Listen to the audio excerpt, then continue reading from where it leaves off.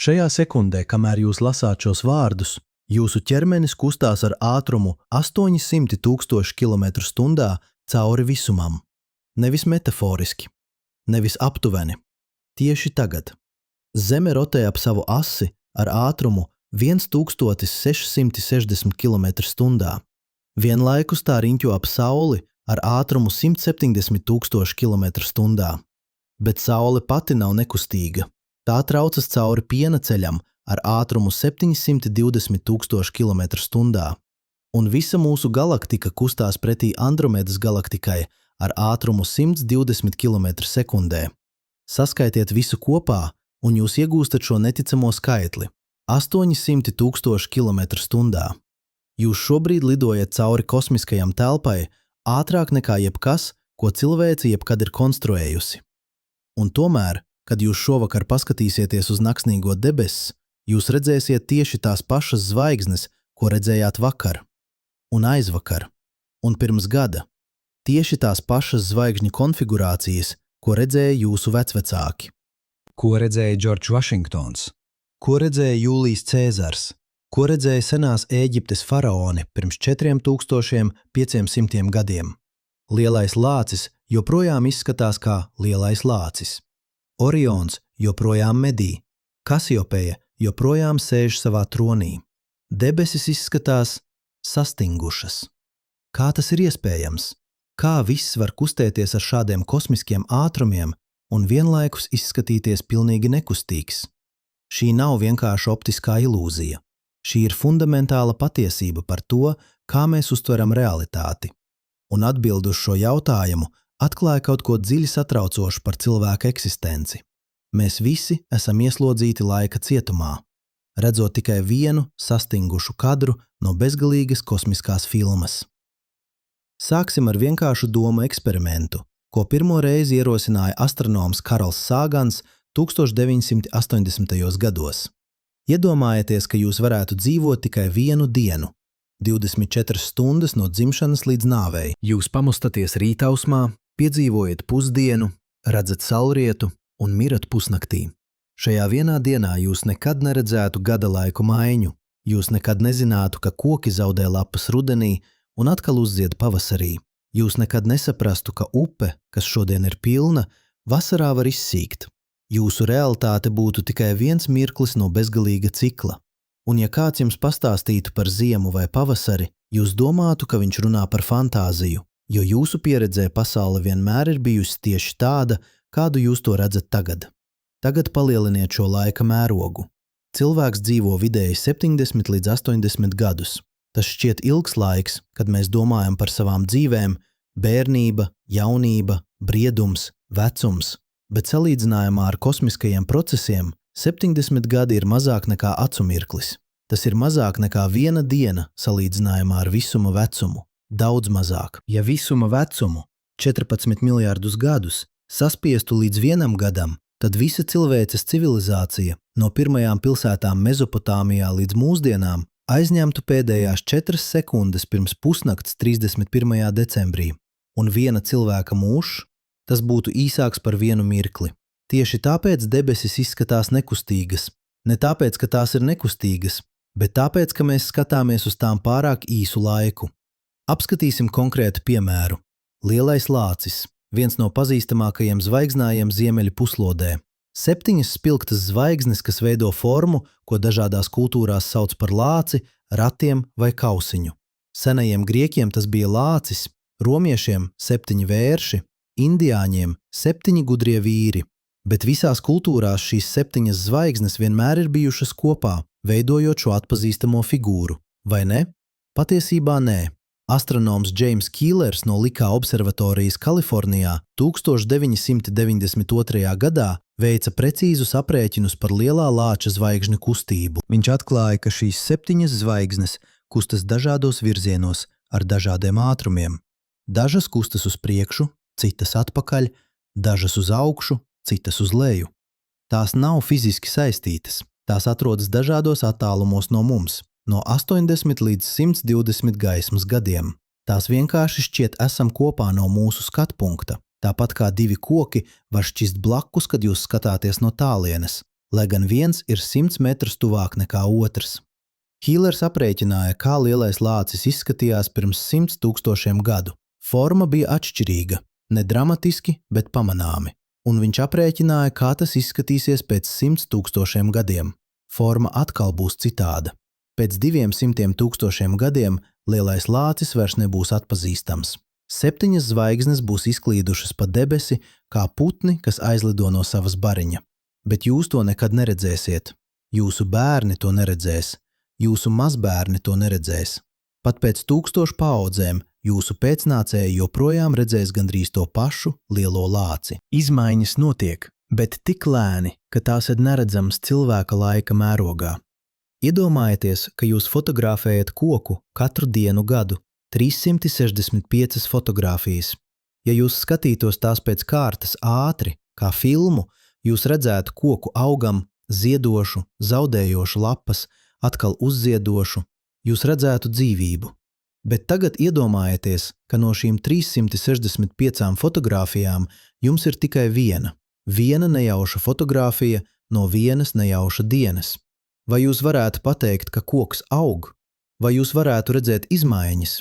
Nē, jūs redzētu tikai vienu sastingušu momentu. Un ja kāds jums teiktu, ka šis koks mainās, jūs varētu tam neticēt, jo jūsu pieredzē tas vienmēr ir bijis tieši tāds. Tieši tā mēs redzam visumu. Mēs redzam vienu kadru no bezgalīgas filmas, un mēs saucam to par mūžīgajām debesīm.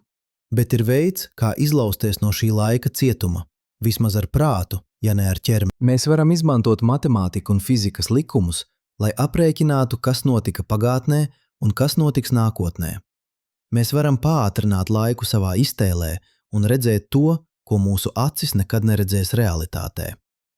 Astronomi to dara jau vairāk nekā 100 gadus. Viens no pirmajiem, kas sistemātiski pētīja zvaigžņu kustību, bija holandiešu astronoms Jans Orts. 20. gadsimta vidū viņš izveidoja detalizētas kartes, kas parādīja, kā zvaigznes mūsu galaktikas apkārtnē kustas cauri telpai. Viņš atklāja, ka gandrīz visas zvaigznes, ko mēs redzam ar neapbruņotu aci, atrodas relatīvi nelielā apgabalā, tikai dažu 100 gaismas gadu rādijusā. Tas ir niecīgs attālums salīdzinājumā ar piena ceļa diametru – 100 000 gaismas gadu.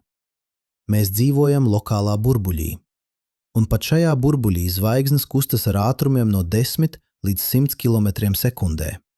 Tas ir lēnāk nekā mūsu Saules sistēmas kustība ap galaktiku, bet joprojām neticami ātri pēc cilvēciskajiem standartiem. 10 km sekundē ir 36 000 km/h. Tas ir 25 reizes ātrāk nekā lode, bet telpa ir tik milzīga, ka pat šie neticamie ātrumi rada tikai mikroskopiskas izmaiņas mūsu dzīves laikā. Tuvākā zvaigzne Saulei ir Proxima Centauri, 4 gaismas gadi, jeb 39 triljoni kilometru attālumā. Ja tā kustās ar ātrumu 20 km sekundē, kas ir tipiska zvaigznes kustība, tad gadā tā pārvietojas par 630 miljonu kilometriem. Tas šķiet milzīgi, bet salīdzinājumā ar kopējo attālumu tas ir tikai 0,002%. Pēc 50 gadiem cilvēka pusdzīves zvaigzne būs pārvietojusies par 0,1% no sākotnējā attāluma. Tas ir pārāk maz, lai pamanītu ar neapbruņotu aci. Tāpēc debesis izskatās nemainīgas. Ne tāpēc, ka tās ir nemainīgas, bet tāpēc, ka izmaiņas notiek mērogā, kas ir pilnīgi nesavienojams ar cilvēka uztveres mērogu. Tagad iedomājieties kaut ko patiesi satriecošu. Iedomājieties, ka jūs varētu dzīvot ne 70 gadus, bet 70 000 gadu. Jūs būtu dzimis vēl ledus laikmetā, kad mamuti staigāja pa Eiropu un cilvēki tikko sāka veidot pirmās pastāvīgās apmetnes. Un jūs joprojām būtu dzīvs šodien, lasot šos vārdus. Kā debesis izskatītos jums? Jūs redzētu zvaigznes lēni, gandrīz nepamanāmi mainām savas pozīcijas. Gadsimtu pēc gadsimta, 1000 gadi pēc 1000 gadis. Zvaigznāji lēni deformētos. Lielais lācis pamazām zaudētu savu formu. Orions sāktu izklīst. Jaunas zvaigznes kļūtu redzamas, ka tās pārvietotos tuvāk. Vecas zvaigznes pazustu, pārvietojoties tālāk. Debesis būtu dzīvas. Ne tik dzīvas kā mākoņi, kas mainās minūšu laikā, bet dzīves tomēr. Jūs redzētu, ka visums nav statiska fotogrāfija, bet lēna, majestātiska deja. Bet pat 70 000 gadu būtu par maz, lai redzētu patiesi dramatiskas izmaiņas. Lai redzētu zvaigznājus pilnībā pārveidojamies, jums būtu jādzīvo 100 000 gadu. Lai redzētu jaunas zvaigznes dzimstam un vecas mirstam, jums būtu jādzīvo miljoniem gadu. Lai redzētu galaktikas kustību, jums būtu jādzīvo miljardiem gadu. Un te mēs nonākam pie patiesi satriecošas atziņas. Problēma nav tikai tā, ka mēs dzīvojam pārāk īsu laiku. Problēma ir tā, ka kosmiskajiem procesiem ir daudz dažādi laika mērogi, un gandrīz neviens no tiem nesakrīt ar cilvēka dzīves ilgumu. Astronoms Martins Rīs no Kembridžas Universitātes 2013. gadā publicēja fascinējošu pētījumu par laika mērogiem visumā. Viņš identificēja vismaz 7 dažādus laika līmeņus, kuros notiek nozīmīgi kosmiskie procesi. Ātrākie procesi, zvaigžņu uzliesmojumi, notiek sekundēs vai minūtēs. Lēnākie, galaktiku evolūcija, notiek 10 miljardu gadu. Un cilvēka dzīves ilgums atrodas kaut kur vidū, bet nesakrīt gandrīz ne ar vienu no šiem procesiem. Tas ir kā mēģināt saprast simfoniju, dzirdot tikai vienu noti. Vai mēģināt saprast romānu, lasot tikai vienu teikumu. Jūs varat redzēt, ka kaut kas ir tur, bet jūs nevarat saprast struktūru, ritmu, attīstību. Jūs redzat tikai fragmentu, bet ne veselumu. Un tomēr mēs esam paveikuši kaut ko patiesi brīnumainu.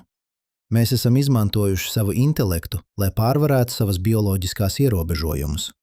Mēs nevaram dzīvot miljonus gadu, bet mēs varam aprēķināt, kas notika pirms miljoniem gadu un kas notiks pēc miljoniem gadu. Mēs nevaram redzēt zvaigznes kustamies, bet mēs varam izmērīt to kustību ar tādu precizitāti, ka varam paredzēt, kur tās būs pēc 1000 gadu. Kā mēs to darām? Ar kaut ko, ko sauc par pareizo kustību. Šis termins skan tehniski, bet koncepcija ir vienkārša. Pareigā kustība ir leņķiskā ātruma, ar kādu zvaigzne šķiet pārvietojamies pa debesi, mērījums. To mēra leņķa sekundēs gadā, neticami mazās vienībās. Viena leņķa sekunde ir 1/3600 no grāda. Tas ir leņķis, ko aizņem monēta, kas atrodas 4 km attālumā. Lielākajai daļai zvaigžņu pareigā kustība ir mazāka par 1 leņķa sekundi gadā. Dažām tā ir tikai daži simtdaļi, bet ar modernajiem teleskopiem un precīzajiem mērījumiem mēs varam izmērīt pat šīs mikroskopiskās izmaiņas. Un tad, izmantojot matemātiku, mēs varam ekstrapolēt atpakaļ pagātnē vai uz priekšu nākotnē. Pirmais, kas sistemātiski izmērīja zvaigžņu pareigo kustību, bija angļu astronoms Edmunds Halejs. Tas pats Halejs, kura vārdā nosaukta slavenā komēta. 1722. gadā viņš salīdzināja zvaigžņu pozīcijas, ko viņš bija novērojis, ar pozīcijām, ko bija reģistrējis sengrieķu astronoms Hiparhs gandrīz 2000 gadus agrāk. Un viņš atklāja, ka dažas spilgtas zvaigznes, Sirius, Arktūrs, Aldebārāns, bija pārvietojušās. Nedaudz, bet pietiekami, lai būtu pamanāms pēc 2000 gadu. Tas bija revolucionārs atklājums. Pirms Haleja cilvēki domāja, ka zvaigznes ir patiesi fiksētas, ka tās ir piestiprinātas pie kādas kristāla sfēras, kas rotē ap Zemi. Halejs pierādīja, ka zvaigznes ir neatkarīgi objekti, kas kustas cauri telpai. Viņš pierādīja, ka debesis nav statiskas, bet dinamiskas. Viņš tikai nevarēja to redzēt notiekam reāla laikā, jo process bija pārāk lēns. Kopš Haleja laika mēs esam izmērījuši pareigo kustību 1000 zvaigžņu, un mēs esam izveidojuši datorsimulācijas, kas parāda, kā debesis mainījās pagātnē un kā tās mainīsies nākotnē. Šīs simulācijas ir hipnotiski skaistas un dziļi satraucošas vienlaikus. Tās parāda, ka zvaigznāji, kurus mēs uzskatām par mūžīgiem, ir tikai īslaicīgi raksti, kas veidojas un izklīst kosmiskajā laikā. Apskatīsim konkrētu piemēru – Oriona zvaigznāju. Tas ir viens no visvieglāk atpazīstamajiem zvaigznājiem abās puslodēs.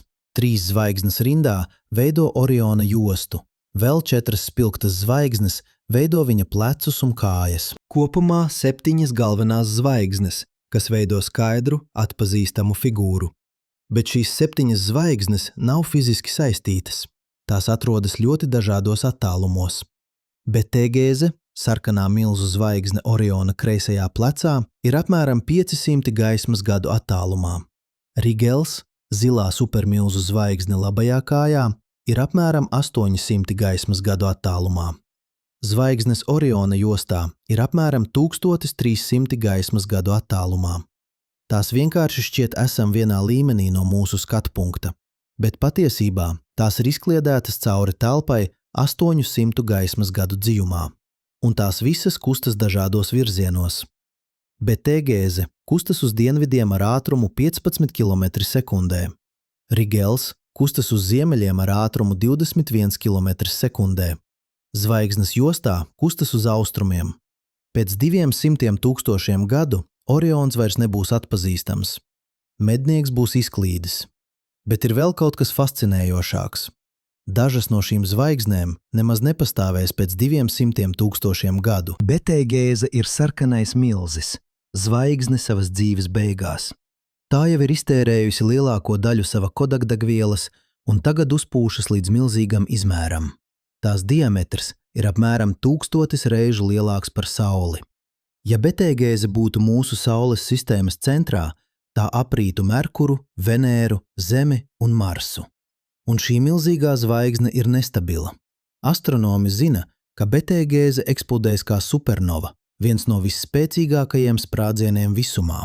Tas var notikt rīt, tas var notikt pēc 100 000 gadu. Mēs nezinām precīzi. Bet mēs zinām, ka tas notiks, un kad tas notiks, Betelgēze uz īsu brīdi kļūs spilgtāka par pilnmēnesi. Tā būs redzama pat dienas laikā, un tad tā pazudīs uz visiem laikiem. Iedomājieties to brīdi. Cilvēki visā pasaulē pēkšņi pamana, ka debesīs ir parādījusies jauna, neticami spilgta gaisma. Sociālie mediji eksplodē, ziņu kanāli pārtrauc regulārās programmas, astronomi steidzas pie saviem teleskopiem, un pēc dažām nedēļām vai mēnešiem gaisma sāk blāvēt. Pēc gada tā ir pazudusi. Un Orions, mednieks, kas ir bijis debesīs 1000 gadu, ir zaudējis savu kreiso plecu. Zvaigznājs, ko pazina senās Ēģiptes faraoni, vairs nav tāds pats. Bet šeit ir patiesi satriecošā daļa. Kad mēs redzēsim Betelgēzes sprādzienu, tas jau būs noticis pirms 500 gadiem.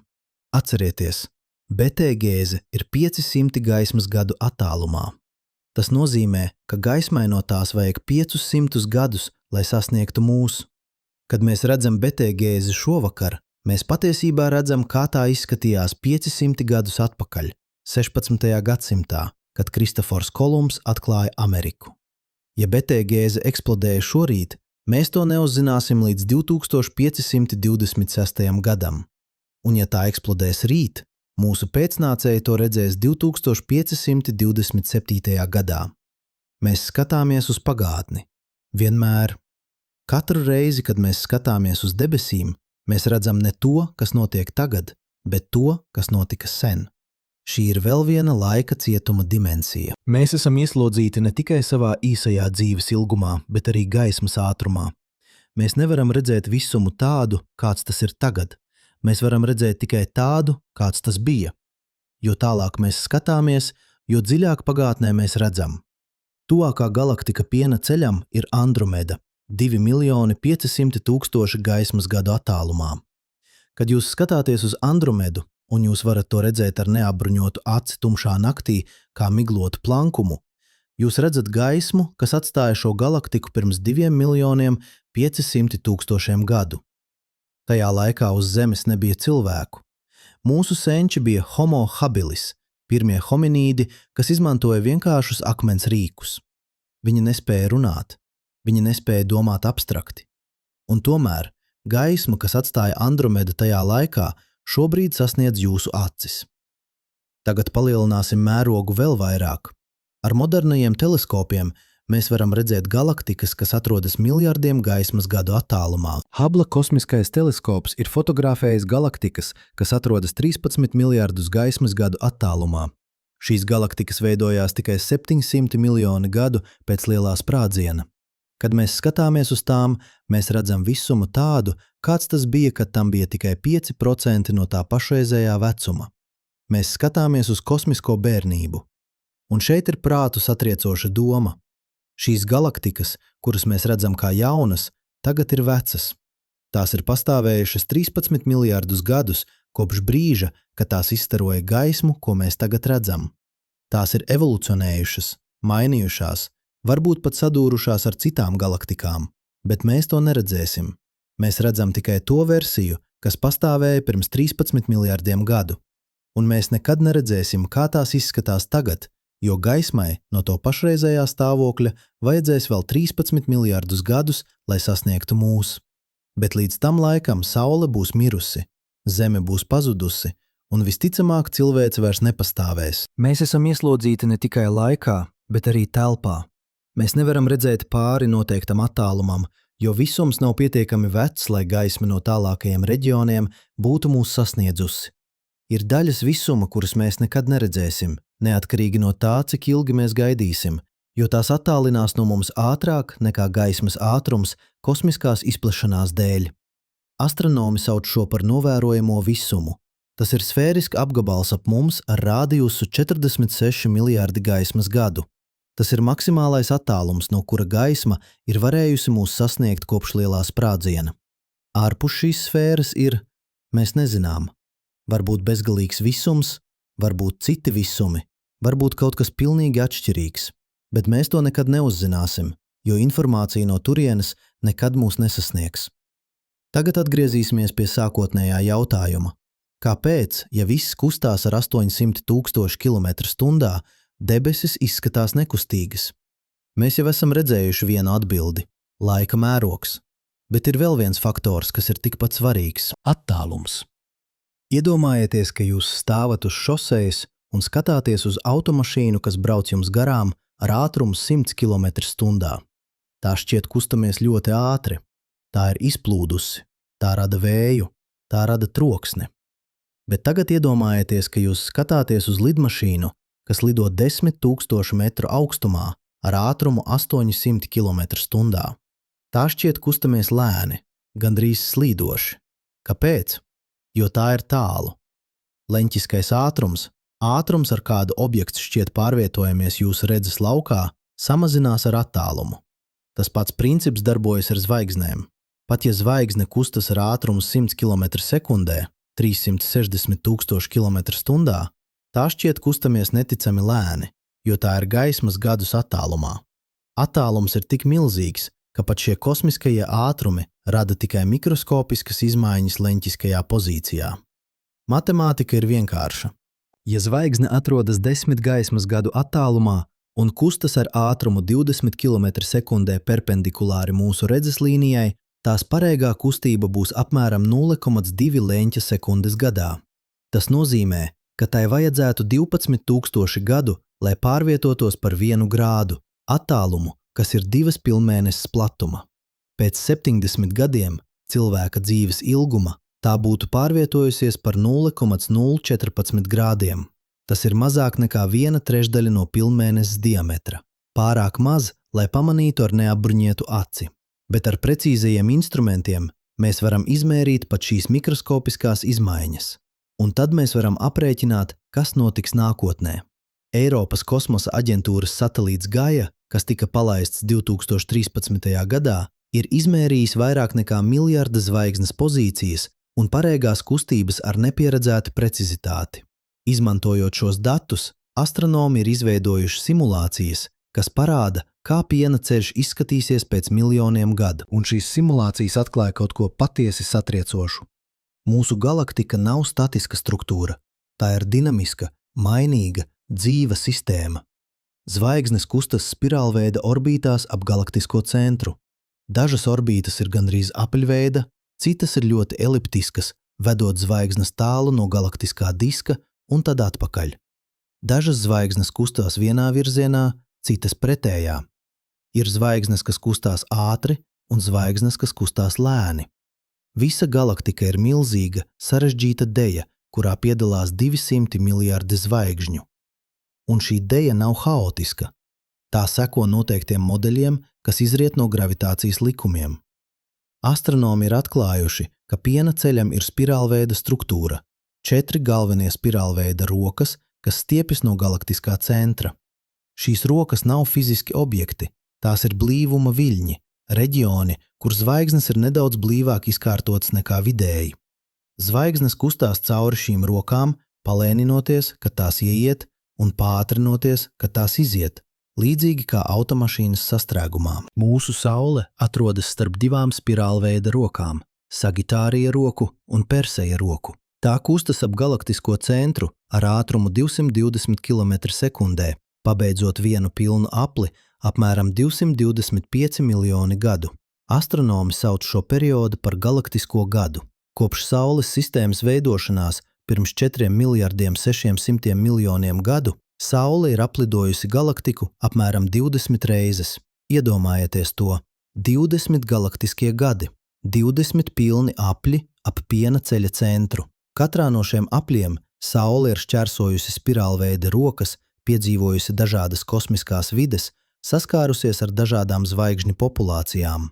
Un visa šī kustība, visa šī dinamika ir bijusi pilnīgi neredzama cilvēcei, jo tā notiek laika mērogā, kas ir miljardiem reižu garāks par cilvēka dzīvi. Bet ir vēl lielāks mērogs – galaktiku mērogs.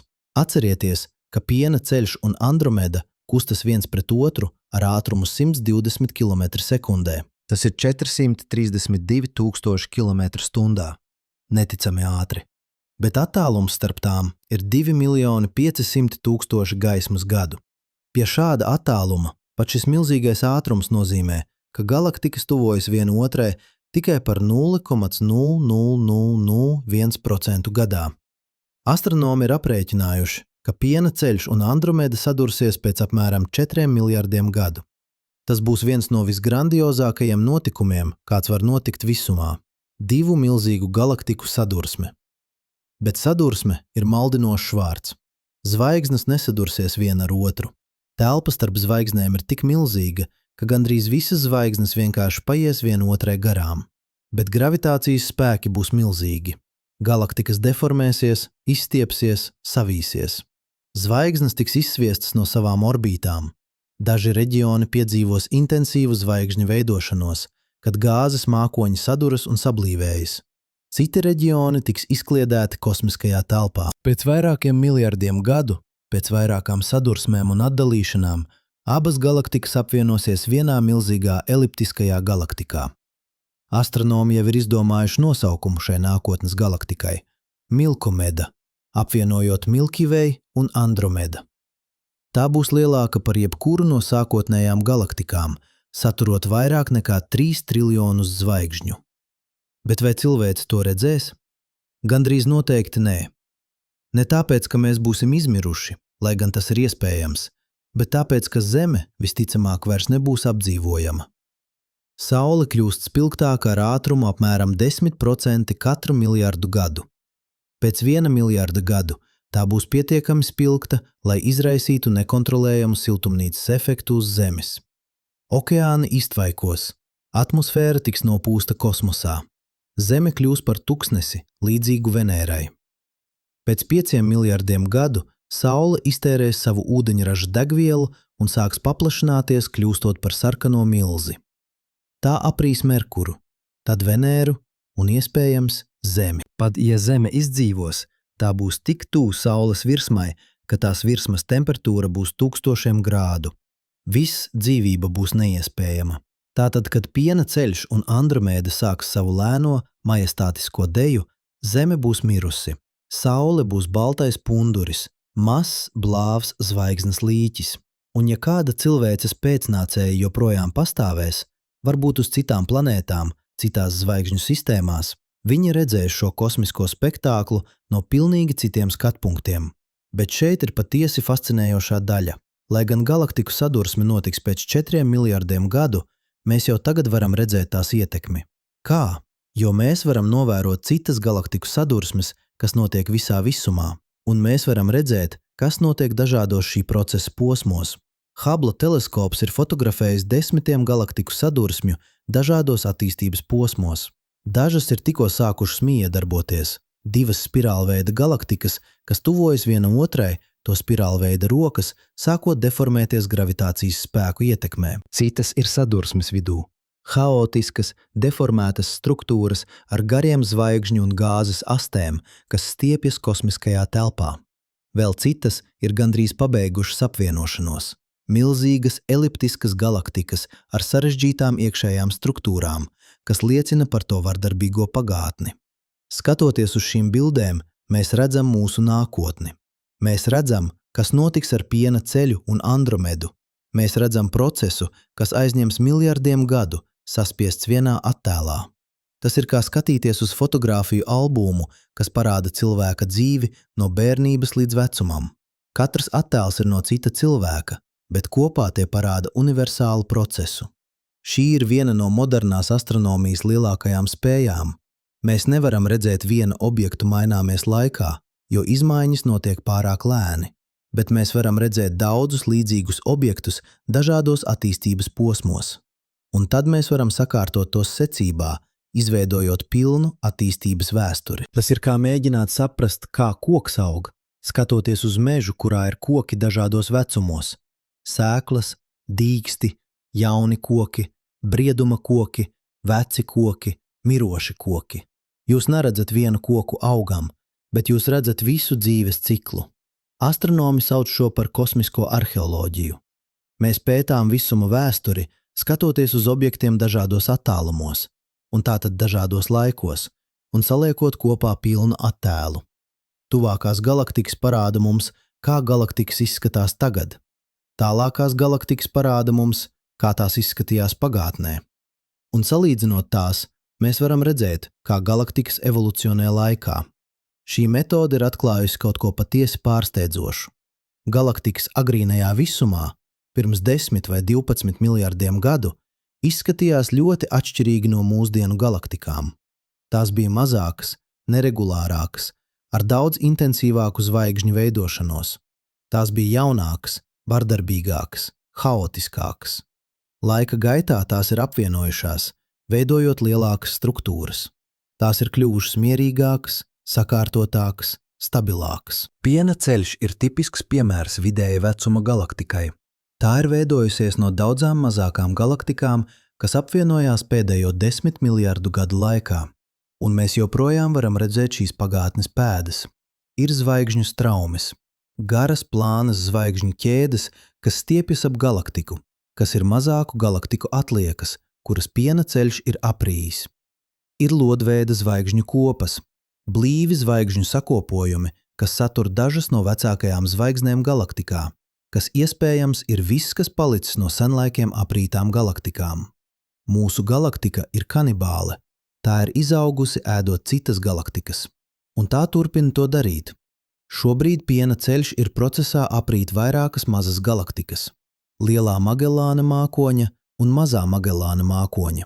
Divas nelielas galaktikas, kas ir redzamas no dienvidu puslodes, lēni tiek ievilktas Piena ceļa gravitācijas laukā.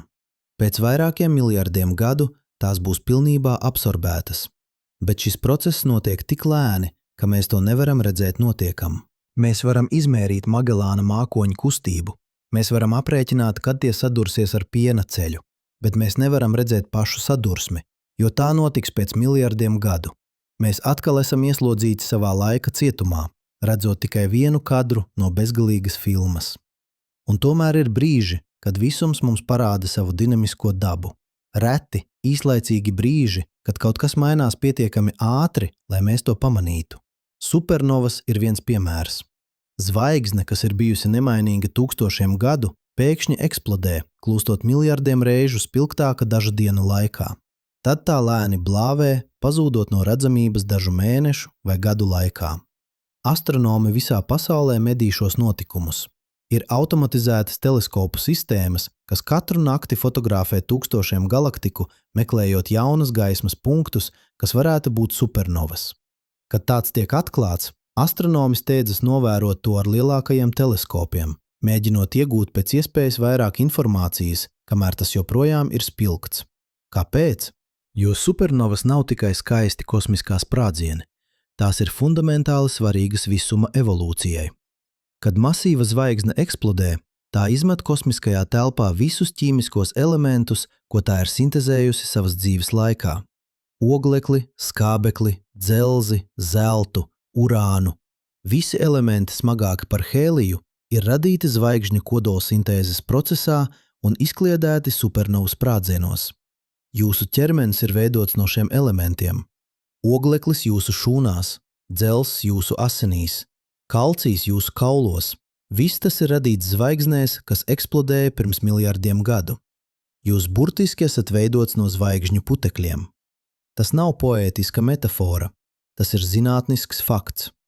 Astronoms Karls Sagans slaveni teica: mēs esam veids, kā visums izzina pats sevi, bet mēs varam būt vēl precīzāki. Mēs esam veids, kā zvaigžņu putekļi organizējas sarežģītās struktūrās, kas spēj domāt, just un apzināties savu eksistenci.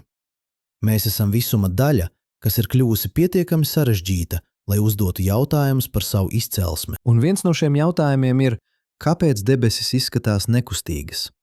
Tagad mēs zinām atbildi. Ne tāpēc, ka tās ir nekustīgas, bet tāpēc, ka mēs skatāmies uz tām pārāk īsu laiku un no pārāk ierobežota skatu punkta. Mēs esam kā kukaiņi, kas dzīvo vienu dienu un mēģina saprast gada laiku mājiņu. Mēs esam kā cilvēki, kas skatās uz vienu fotogrāfiju un mēģina saprast visu filmu. Bet mēs esam arī kaut kas vairāk. Mēs esam būtnes, kas spēj pārvarēt savas bioloģiskās ierobežojumus ar intelektu. Mēs nevaram dzīvot miljonus gadu, bet mēs varam aprēķināt, kas notika pirms miljoniem gadu. Mēs nevaram ceļot ar gaismas ātrumu, bet mēs varam izmērīt gaismu no objektiem, kas atrodas miljardiem gaismas gadu attālumā. Mēs nevaram redzēt zvaigznes kustamies, bet mēs varam izmērīt to kustību ar tādu precizitāti, ka varam paredzēt, kur tās būs pēc 1000 gadu. Mēs esam izkļuvuši no laika cietuma. Ne fiziski, bet garīgi. Mēs esam izveidojuši rīkus, teleskopus, detektorus, datorus, matemātiskos modeļus, kas ļauj mums redzēt ārpus mūsu dabiskajiem ierobežojumiem. Mēs esam iemācījušies lasīt visumu vēsturi, kas ir ierakstīta zvaigžņu gaismā. Mēs esam iemācījušies paredzēt nākotni, izmantojot fizikas likumus. Un tas, ko mēs esam atklājuši, ir vienlaikus pazemojošs un iedvesmojošs. Pazemojošs, jo tas parāda, cik mazi un īslaicīgi mēs esam kosmiskajā mērogā. Iedvesmojošs, jo tas parāda, ko var sasniegt intelekts un zinātkāre, pat ja tie ir ierobežoti īslaicīgā, trauslā bioloģiskā formā. Nākamreiz, kad jūs skatīsieties uz naksnīgo debesis un redzēsiet zvaigznes, kas šķiet nemainīgas un mūžīgas, atcerieties, jūs skatāties uz vienu kadru no bezgalīgas kosmiskās filmas. Zvaigznes kustas, galaktikas kustas, viss kustas, bet ne jūsu laika mērogā, ne jūsu telpas mērogā. Jūs redzat tikai vienu mirkli no bezgalīgas dejas, kas ir ilgusi miljardiem gadu un turpināsies vēl miljardiem gadu pēc tam, kad jūs būsiet pazudis. Bet šis viens mirklis ir pietiekams, jo šajā mirklī jūs esat šeit. Jūs esat dzīvs, jūs esat apzinīgs, un jūs varat brīnīties. Bet brīnīšanās nav pietiekama, ne ja mēs patiesi gribam saprast, jo ir vēl dziļāks jautājums, kas slēpjas zem virsmas. Ja viss kustas, zvaigznes, galaktikas, galaktiku kopas, tad kas ir atskaites sistēma? Attiecībā pret ko viss kustas? Vai pastāv kaut kas absolūti nekustīgs visumā? Vai arī kustība ir tikai relatīva, vienmēr mērīta attiecībā pret kaut ko citu, kas arī kustas? Šis jautājums mocīja fiziķus vairāk nekā 100 gadus. 19. gadsimta beigās zinātnieki domāja, ka viņi ir atraduši atbildi. Viņi iedomājās, ka telpa ir piepildīta ar nemanāmu vielu, ko sauc par ēteru, kosmisko vidi, caur kuru izplatās gaisma. Šis ēters būtu absolūta atskaites sistēma, nekustīgs fons, pret kuru varētu mērīt visu kustību. Bet tad, 1887. gadā, 2 amerikāņu zinātnieki, Alberts Maikelsons un Edvards Morlijs, veica eksperimentu, kas bija paredzēts, lai izmērītu Zemes kustību cauri šim ēterim. Viņi izmantoja ārkārtīgi precīzu ierīci, ko sauc par interferometru, lai salīdzinātu gaismas ātrumu dažādos virzienos. Ja Zeme kustas cauri ēterim, tad gaismai, kas ceļo Zemes kustības virzienā, vajadzētu būt nedaudz lēnākai nekā gaismai, kas ceļo perpendikulāri šai kustībai.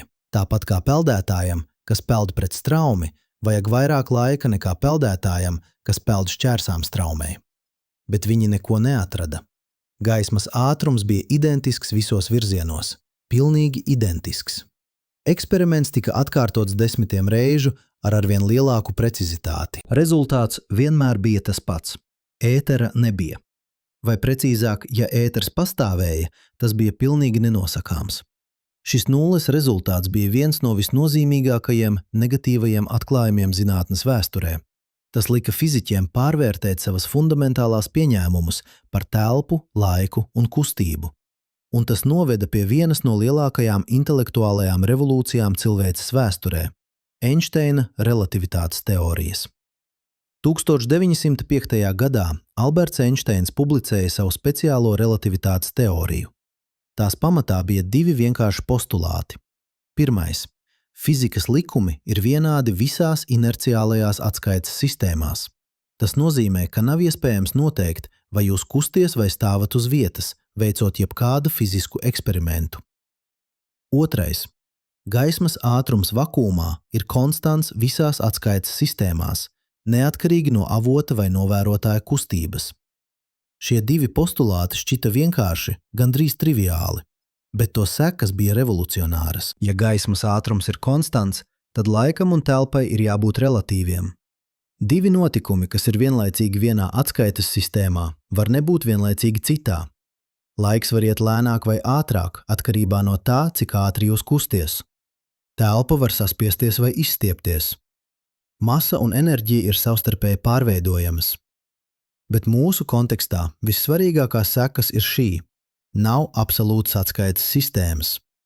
Nav nekustīga fona, pret kuru mērīt kustību. Viss ir relatīvs. Kad mēs sakām, ka Zeme kustās ar ātrumu 30 km/sekundē ap Sauli, mēs mērām attiecībā pret Sauli. Kad mēs sakām, ka Saule kustās ar ātrumu 220 km/sekundē ap galaktiku, mēs mērām attiecībā pret galaktiskā centra masu. Kad mēs sakām, ka piena ceļš kustās ar ātrumu 600 km/sekundē, mēs mērām attiecībā pret ko? Šis ir fascinējošs jautājums. Astronomi ir atklājuši, ka gandrīz visas galaktikas mūsu apkārtnē kustas vienā vispārējā virzienā, pretī milzīgam galaktiku sakopojumam, ko sauc par lielā atraktora. Šis sakopojums atrodas apmēram 200 miljoni gaismas gadu attālumā virzienā uz Hidras un Kentaura zvaigznājiem. Tas satur masu, kas ekvivalenta 10 000 galaktiku, un tā gravitācija ir tik spēcīga, ka tā ietekmē galaktiku kustību 100 miljonu gaismas gadu rādijusā. Bet lielais atraktors pats nav nekustīgs. Tas ir daļa no vēl lielākas struktūras, ko sauc par Laniakea supergalaktiku kopu. Šis nosaukums nāk no havaju valodas un nozīmē neizmērojamās debesis.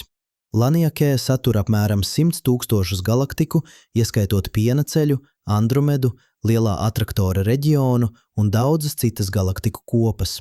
Visa šī milzīgā struktūra stiepjas pāri 500 miljoniem gaismas gadu, un Laniakea pati kustas. Tā kustās pretī vēl lielākam galaktiku koncentrācijas reģionam, ko astronomi ir nosaukuši par Šaplē koncentrāciju.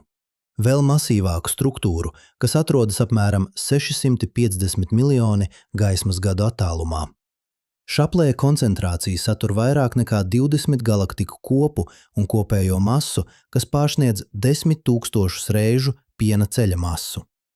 Bet arī Šaplē koncentrācija nav galīgā atskaites sistēma.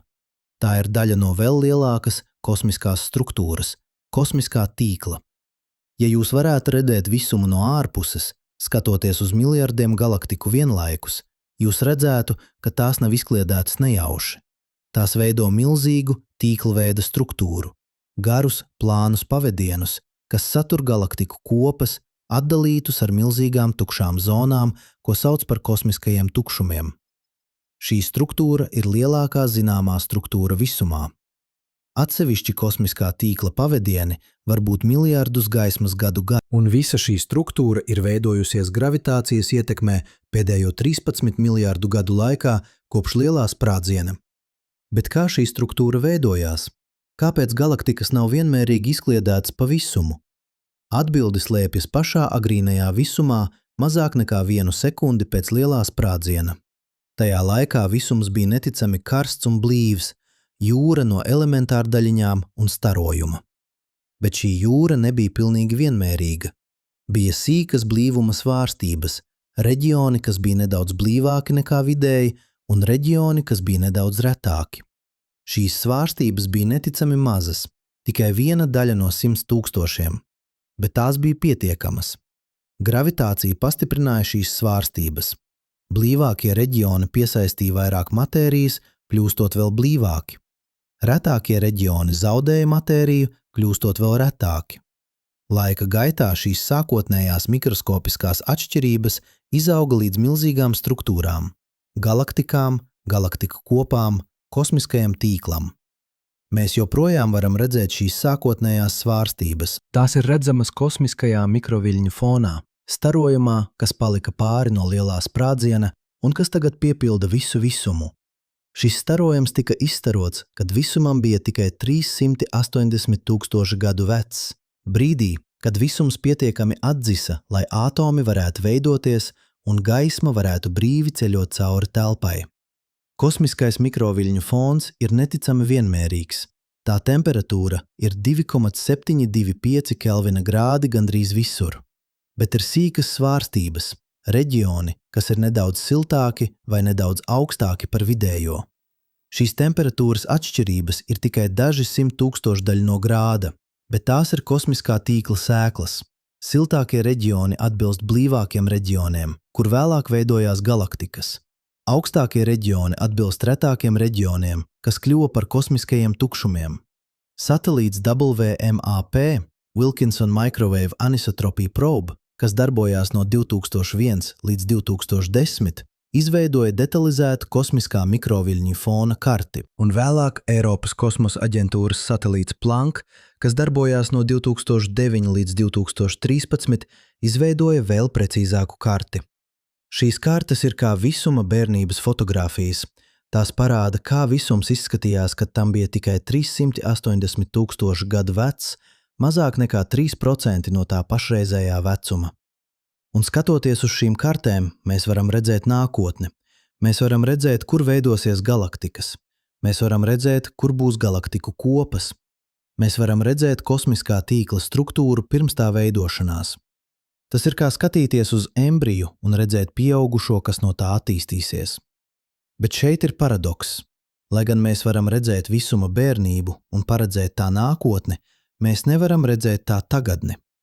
Atcerieties, gaismai vajag laiku, lai ceļotu. Jo tālāk mēs skatāmies, jo dziļāk pagātnē mēs redzam. Tuvākās galaktikas parāda mums, kā visums izskatījās pirms miljoniem gadu. Tālākās galaktikas parāda mums, kā tas izskatījās pirms miljardiem gadu. Kosmiskais mikroviļņu fons parāda mums, kā tas izskatījās pirms 13,8 miljardiem gadu.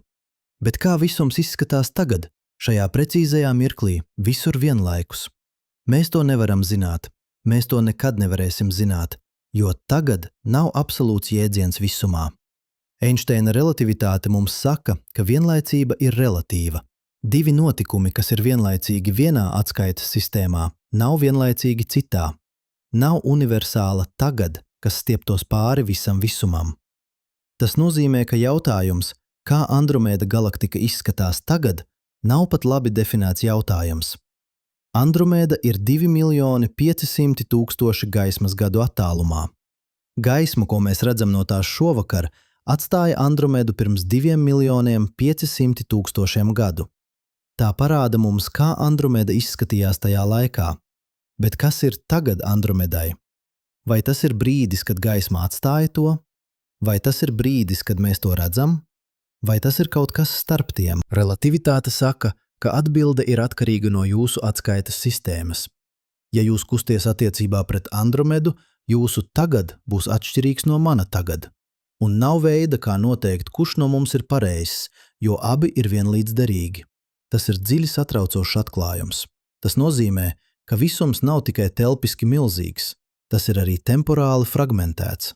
Nav vienotas tagadnes, kas satur visu visumu, ir tikai vietējās tagadnes. Mirkļi, kas ir definēti attiecībā pret konkrētiem novērotājiem konkrētās vietās. Mēs esam ieslodzīti ne tikai savā īsajā dzīves ilgumā un ierobežotajā telpas reģionā. Mēs esam ieslodzīti arī savā vietējā tagadnē. Mēs nevaram piedzīvot visumu kā vienotu veselumu. Mēs varam piedzīvot tikai savu lokālo perspektīvu, skatu no šīs konkrētās vietas šajā konkrētajā laikā. Bet ir vēl dziļāks paradokss. Visums ne tikai kustas, tas arī paplašinās.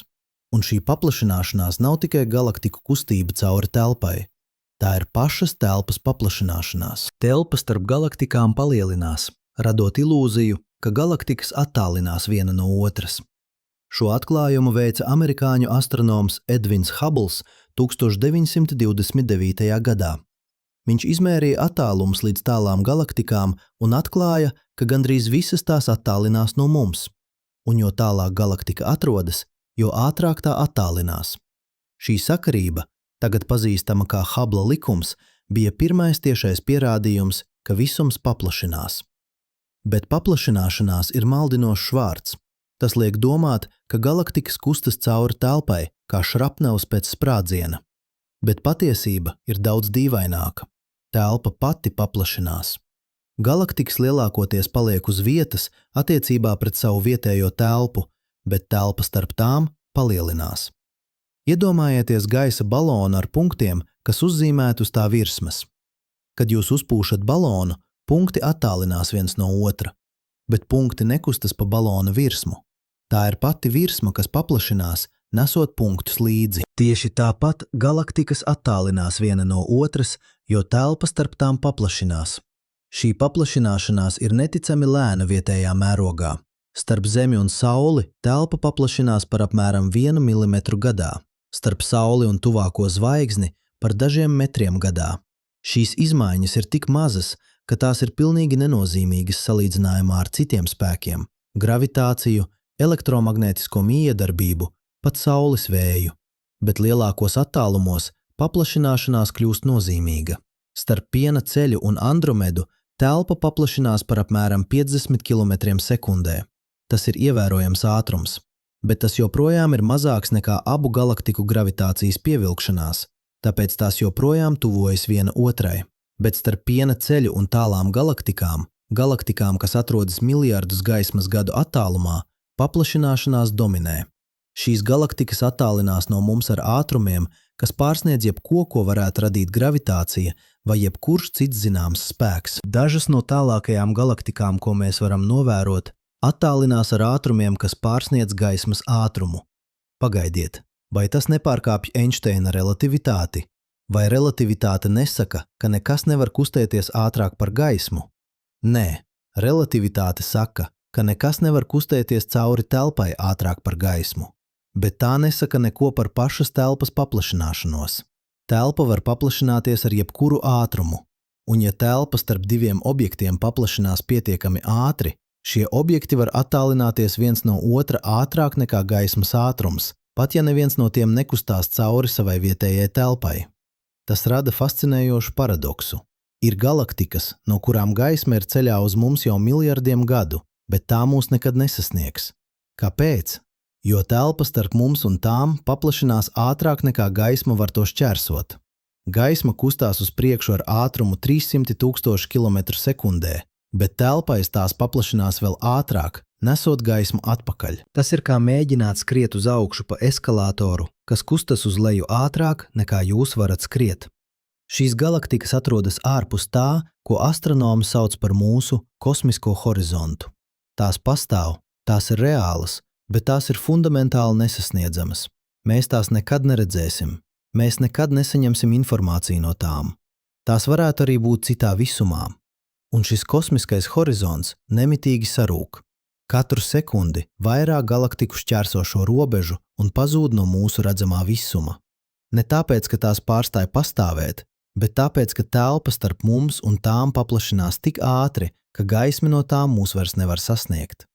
Tas nozīmē, ka visums, ko mēs varam novērot, kļūst mazāks laikā. Ne fiziski. Novērojamā visuma fiziskais izmērs palielinās, jo gaismai ir bijis vairāk laika, lai mūs sasniegtu. bet galaktiku skaits, ko mēs varam teorētiski novērot, samazinās. Galaktikas, kas šodien ir tikko redzamas, pēc miljardiem gadu būs pazudušas aiz kosmiskā horizonta. Iedomājieties nākotnes astronomu, kas dzīvo pēc 100 miljardiem gadu. Viņš skatās uz naksnīgo debesis un redz gandrīz neko. Lielākā daļa galaktiku, ko mēs redzam šodien, būs pazudušas. Kosmiskais mikroviļņu fons būs tik ļoti sarkanā nobīdē, ka tas būs nenosakāms. Nebūs pierādījumu par lielo sprādzienu, nebūs pierādījumu par visuma paplašināšanos, nebūs pierādījumu par to, ka pastāv kaut kas ārpus viņa vietējās galaktiku kopas. Ja šis nākotnes astronoms būtu pietiekami gudrs, viņš varētu atvasināt visuma paplašināšanos no teorētiskiem apsvērumiem, bet viņam nebūtu novērojumu pierādījumu. Viņš dzīvotu visumā, kas šķiet statisks, ierobežots, gandrīz tukšs. Un ja viņš ierosinātu, ka reiz, sen, visums bija pilns ar miljardiem galaktiku, viņa kolēģi varētu domāt, ka viņš ir traks. Mēs dzīvojam īpašā laikā. Laikā, kad visums ir pietiekami vecs, lai būtu attīstījušās sarežģītas struktūras, zvaigznes, planētas, dzīvība, intelekts, bet joprojām pietiekami jauns, lai mēs varētu redzēt tā vēsturi. Mēs varam redzēt kosmisko mikroviļņu fonu, mēs varam redzēt tālās galaktikas. Mēs varam rekonstruēt visuma evolūciju no lielā sprādziena līdz mūsdienām. Bet šis loks ir īslaicīgs kosmiskajā laika skalā. Pēc 100 miljardiem gadu tas būs aizvēries. Un jebkura civilizācija, kas attīstīsies tajā laikā, būs fundamentāli ierobežota savā spējā saprast visumu. Viņi būs ieslodzīti vēl šaurākā laika cietumā nekā mēs. Vai tas nozīmē, ka arī mēs esam ierobežoti? Vai ir lietas, ko mēs nevaram redzēt, jo mēs dzīvojam nepareizajā laikā? Gandrīz noteikti jā. Ir procesi, kas notika agrīnajā visumā, pirmajā sekundē, pirmajā mikrosekundē, pirmajā nanosekundē pēc lielā sprādziena, par kuriem mēs varam tikai spekulēt. Tiešie pierādījumi ir pazuduši, izdzēsti pēcāko notikumu dēļ. Un ir procesi, kas notiks tālā nākotnē, pēc triljoniem gadu, pēc kvadriljoniem gadu, ko mēs nekad neredzēsim. Mēs varam tos aprēķināt, izmantojot fizikas likumus, bet mēs tos nekad nepiedzīvosim. Piemēram, astronomi ir aprēķinājuši, ka pēc apmēram 1/100 gadiem, skaitlis, kas ir tik milzīgs, ka tam nav nosaukuma, visas zvaigznes būs izdzisušas. Visas. Katrs kodekdegvielas atoms būs iztērēts. Visums būs tumšs, augsts, gandrīz tukšs. Paliks tikai melnie caurumi, milzīgi gravitācijas lauki, kas lēni iztvaikojot caur Hokinga starojumu. Un pēc 1/100 gadiem vēl neiedomājami ilgāks laiks, pat melnie caurumi būs iztvaikojuši. Paliks tikai izkliedētas elementāri daļiņas, kas drēfē cauri gandrīz bezgalīgai, gandrīz tukšai telpai. Visums būs sasniedzis stāvokli, ko fiziķi sauc par siltuma nāvi. Stāvokli, kurā vairs nenotiek nekādas nozīmīgas izmaiņas, jo visa enerģija ir vienmērīgi izkliedēta. Bet pat šis nav gals. Jo kvantu mehānika saka, ka pat gandrīz tukšā telpā notiek fluktuācijas, īslaicīgas enerģijas svārstības, kas rada virtuālas daļiņas, kuras parādās un pazūd acu mirklī. Un ja jūs gaidāt pietiekami ilgi, neiedomājami, absurdi ilgi, šīs fluktuācijas var radīt jaunus visuma. Jauni lielie sprādzieni, jauni telpa laika reģioni, kas nozīmē, ka pat siltuma nāve nav patiesi mūžīga. Pēc pietiekami ilga laika, kas ir tik garš, ka mūsu pašreizējais visuma vecums šķiet mazāk nekā acu mirklis, varētu rasties jauni visumi. Un varbūt viens no tiem būs līdzīgs mūsējam, varbūt tajā attīstīsies zvaigznes, planētas, dzīvība, intelekts. Varbūt būtnes, kas skatīsies uz savām debesīm un jautās, kāpēc tās izskatās nekustīgas. Bet mēs to nekad neuzzināsim. Mēs esam ieslodzīti savā kosmiskajā epohā, īsā laika periodā starp visuma dzimšanu un tā nāvi, kad ir iespējama sarežģītība, struktūra, dzīvība. Mēs esam kā ziedi, kas zied īsu vasaras dienu. Mēs nezinām par ziemu, kas bija pirms mums, vai ziemu, kas nāks pēc mums. Mēs zinām tikai savu īso brīdi saulē. Un tomēr šis īsais brīdis ir pietiekams, lai radītu brīnumu. Pietiekams, lai radītu apziņa. Pietiekams, lai uzdotu jautājumus. Pietiekams, lai meklētu atbildes. Kad jūs šovakar skatīsieties uz debesīm un redzēsiet zvaigznes, kas šķiet nekustīgas, atcerieties, jūs redzat ne tikai telpu, bet arī laiku. Jūs redzat gaismu, kas ir ceļojusi gadiem, gadsimtiem, tūkstošgadiem, lai sasniegtu jūsu acis. Jūs redzat pagātni, jūs redzat vēsturi, jūs redzat visuma stāstu, kas ir ierakstīts zvaigžņu gaismā. Un jūs esat daļa no šī stāsta. Jūsu ķermenis ir veidots no atomiem, kas radīti zvaigznēs, kas eksplodēja pirms miljardiem gadu. Jūsu apziņa ir visuma daļa, kas ir kļuvusi pietiekami sarežģīta, lai apzinātos sevi. Jūs esat veids, kā visums skatās uz sevi un brīnās. Tātad, lai gan jūs esat ieslodzīts laikā, ierobežots savā īsajā dzīves ilgumā, savā vietējā tagadnē, savā kosmiskajā epohā, jūs esat arī brīvs. Brīvs domāt, brīvs jautāt, brīvs meklēt, brīvs saprast. Un sapratne ir veids, kā izlausties no laika cietuma. Ne fiziski, bet intelektuāli. Jūs nevarat dzīvot miljonus gadu, bet jūs varat saprast procesus, kas notiek miljonu gadu laikā. Jūs nevarat ceļot uz citām galaktikām, bet jūs varat saprast, kā tās veidojās un kā tās evolucionē. Jūs nevarat redzēt visuma nākotni, bet jūs varat aprēķināt, kas notiks. Sapratne ir laika mašīna. Tā ļauj jums ceļot uz pagātni, redzot, kā visums izskatījās pirms miljardiem gadu. Tā ļauj jums ceļot uz nākotni, redzot, kā visums izskatīsies pēc miljardiem gadu. Tā ļauj jums pārvarēt savas bioloģiskās ierobežojumus un piedzīvot visumu mērogā, kas ir pilnīgi nesavienojams ar cilvēka dzīves ilgumu. Un tas ir patiesi brīnišķīgi, jo tas nozīmē, ka jūs, īslaicīga trausla būtne, kas dzīvo uz mazas planētas, kas riņķo ap vidēju zvaigzni vienā no miljardiem galaktiku, varat saprast visumu. Jūs varat zināt, kā tas sākās, jūs varat zināt, kā tas beigsies, jūs varat zināt savu vietu tajā, un zinot savu vietu, jūs varat novērtēt savu brīdi, jo jūs dzīvojat īpašā laikā.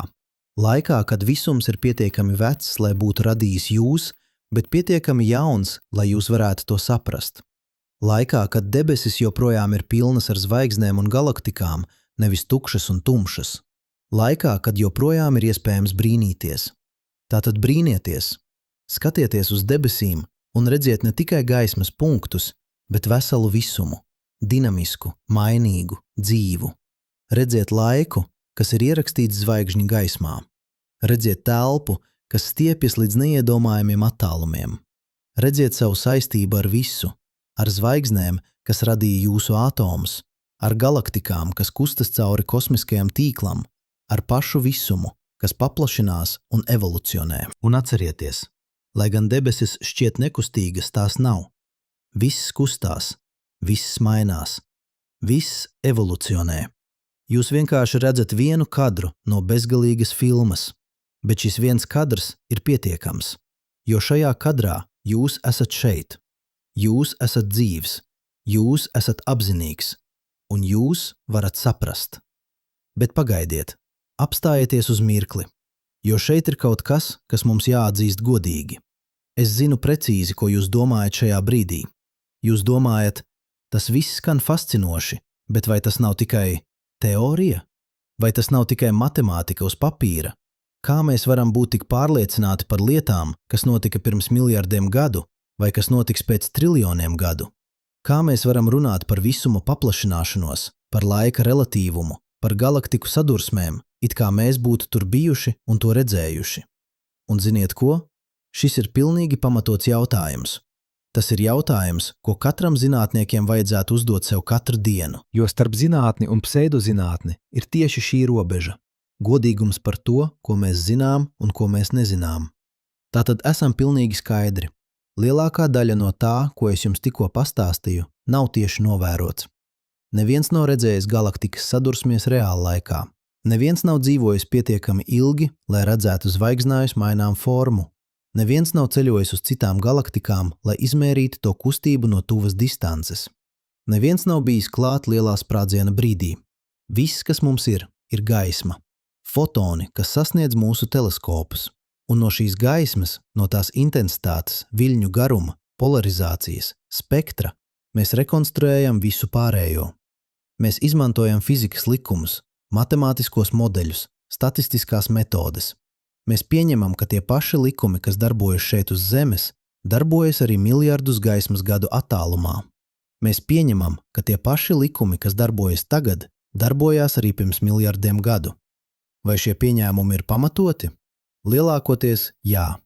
Mums ir ļoti labi iemesli domāt, ka fizikas likumi ir universāli un nemainīgi. Bet ļoti labi iemesli nav tas pats, kas absolūta pārliecība. Zinātne nedarbojas ar absolūtu pārliecību, tā darbojas ar pierādījumiem, varbūtībām, labākajiem pieejamajiem skaidrojumiem. Ņemsim, piemēram, visuma paplašināšanos. Kā mēs to zinām? Mēs to zinām, jo gandrīz visu galaktiku gaisma ir sarkanā nobīdē. Tās spektrālās līnijas ir nobīdītas uz garākiem viļņu garumiem. Un vienkāršākais skaidrojums šai sarkanai nobīdei ir Doplera efekts. Tas pats efekts, kas liek ātrās neatliekamās palīdzības sirēnai skanēt augstāk, kad tā tuvojas, un zemāk, kad tā attālinās. Ja galaktikas attālinās no mums, to gaismai vajadzētu būt sarkanā nobīdē, un tā ir. Bet vai tas ir vienīgais iespējamais skaidrojums? Nē. Varētu būt citi veidi, kā radīt sarkano nobīdi. Varbūt gaisma zaudē enerģiju ceļojot cauri telpai, kaut kāda noguruma efekta dēļ. Varbūt laiks pats palēninās lielākos attālumos. Varbūt mēs dzīvojam īpašā vietā visumā, un visas galaktikas patiešām bēg no mums konkrēti. Astronomi ir pārbaudījuši šos alternatīvos skaidrojumus, un tie nedarbojas. Noguruša gaisma neizskaidro sarkanās nobīdes precīzo atkarību no attāluma. Palēninošs laiks neizskaidro kosmiskā mikroviļņu fona īpašības.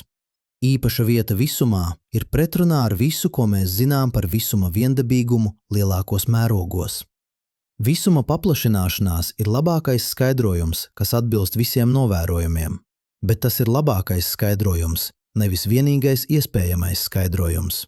Un tas noteikti nav pierādīts tādā veidā, kā matemātiskā teorēma ir pierādīta. Tas ir apstiprināts ar pierādījumiem. Milzīgu daudzumu pierādījumu no daudziem neatkarīgiem avotiem. Bet zinātne vienmēr ir atvērta iespējai, ka jauni pierādījumi varētu mainīt mūsu izpratni. Vai tas nozīmē, ka mums nevajadzētu uzticēties zinātnieku secinājumiem? Nē.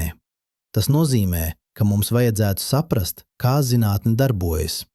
Zinātne nav dogma. Tā nav reliģija. Tā ir metode. Veids, kā uzdot jautājumus dabai un interpretēt atbildes. Un šī metode ir neticami veiksmīga. Tā ir devusi mums tehnoloģijas, medicīnu, izpratni par pasauli, kas darbojas, bet tā nav nekļūdīga, un tā nekad neapgalvo, ka ir nekļūdīga. Katrs zinātnieks, kas ir godīgs, atzīs, mēs varētu kļūdīties. Ne par visu, ne par lielāko daļu lietu, bet par dažām lietām, īpaši par lietām, kas atrodas mūsu izpratnes robežās, mēs iespējams kļūdāmies. Un tas ir labi. Jo tieši atzīstot, ko mēs nezinām, mēs varam turpināt mācīties. Tātad runāsim par to, ko mēs nezinām, jo šis saraksts ir garš un pazemojošs. Mēs nezinām, kas ir tumšā matērija. Mēs zinām, ka tā pastāv. Mēs varam redzēt tās gravitācijas ietekmi uz galaktikām un galaktiku kopām. Mēs zinām, ka tās ir apmēram 5 reizes vairāk nekā parastās matērijas, bet mēs nezinām, no kā tā sastāv. Vai tā ir jauna veida elementāra daļiņa, vai tā ir modificēta gravitācija, vai tā ir kaut kas pilnīgi cits, ko mēs pat nevaram iedomāties. Mēs nezinām. Mēs nezinām, kas ir tumšā enerģija. Mēs zinām, ka tā pastāv. Mēs varam redzēt, ka visuma paplašināšanās pātrinās, nevis palēninās, kā mēs gaidītu no gravitācijas. Mēs zinām, ka tumšā enerģija veido apmēram 70% no visas enerģijas visumā, bet mēs nezinām, kas tā ir. Vai tā ir vakūma enerģija, vai tā ir jauns lauks, vai tā ir pazīme, ka mūsu gravitācijas teorija ir nepareiza. Mēs nezinām. Mēs nezinām, kā sākās visums. Mēs zinām, ka tas bija karsts un blīvs pirms 14 miljardiem gadiem. Mēs zinām, ka tas paplašinājās un atdzisa. Bet kas bija pirms lielā sprādziena? Vai bija pirms? Vai laiks pats sākās ar lielo sprādzienu? Vai bija cits visums pirms mūsējā? Vai ir bezgalīgs cikls, Visumi, kas dzimst, paplašinās, sabrūk un atkal dzimst. Mēs nezinām. Mēs nezinām, kā beigsies visums. Mēs varam ekstrapolēt pašreizējās tendences un paredzēt siltuma nāvi pēc neiedomājami ilga laika. Bet vai pašreizējās tendences turpināsies, vai tumšā enerģija ir patiesi konstanta, vai tā varētu mainīties laikā, vai visums varētu sākt sarukt, nevis paplašināties, vai varētu notikt kaut kas pilnīgi negaidīts, jauns fizikāls process, ko mēs pat neesam iedomājušies. Mēs nezinām. Mēs nezinām, vai mūsu visums ir vienīgais. Varbūt ir bezgalīgi daudz citu visumu, multivers, katrs ar saviem fizikas likumiem, savām konstantēm, savu vēsturi. Varbūt mūsu visums ir tikai viens burbulis bezgalīgā kosmiskajā putās, vai arī varbūt tas ir vienīgais, kas pastāv. Mēs nezinām. Un kas vēl svarīgāk, mēs nezinām, vai mēs jebkad varēsim zināt, jo citi visumi, ja tie pastāv, varētu būt fundamentāli nesasniedzami. Mēs nezinām, kāpēc fizikas konstantas ir tādas, kādas tās ir. Kāpēc gaismas ātrums ir tieši 300,000 km/sekundē? Kāpēc elektrona lādiņš ir tieši tāds, kāds tas ir? Kāpēc gravitācija ir tik daudz vājāka nekā citi spēki? Šīs konstantas šķiet patvaļīgas, bet ja tās būtu pat nedaudz atšķirīgas, visums būtu pilnīgi citāds. Varbūt tāds, kurā nevarētu veidoties zvaigznes, planētas vai dzīvība. Vai tas ir tikai nejaušība, vai ir dziļāks iemesls? Mēs nezinām. Mēs nezinām, vai dzīvība pastāv citur visumā. Mēs zinām, ka visums ir milzīgs – 2 triljoni galaktiku, katrai ar miljardiem zvaigžņu, daudzām ar planētām. Statistiski šķiet gandrīz neiespējami, ka mēs esam vienīgie, bet mēs nekad neesam atraduši pierādījumus par dzīvību ārpus Zemes. Ne signālus, ne artefaktus, ne pat vienkāršus mikroorganismus. Vai dzīvība ir izplatīta, vai tā ir ārkārtīgi reta, vai mēs esam pirmie, vai mēs esam pēdējie. Mēs nezinām. Mēs nezinām, kas ir apziņa.